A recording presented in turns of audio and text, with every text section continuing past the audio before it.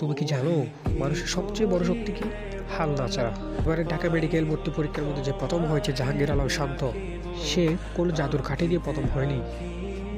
সে ছিল আমাদের মতো সাধারণ ছাত্র, কিন্তু তার ছিল অদম্য একটা ইচ্ছা। সেই ইচ্ছা শক্তিকেই কাজে লাগিয়ে সে আজকে এই অবস্থানে আসতে পেরেছে।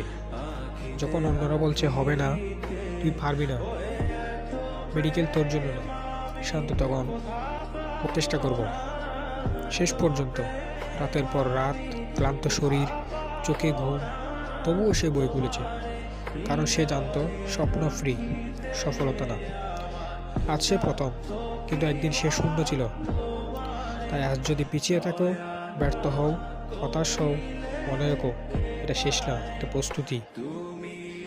হাল ছাড়বে না, একদিন তোমার নামটাও ইতিহাসে লেখা হবে।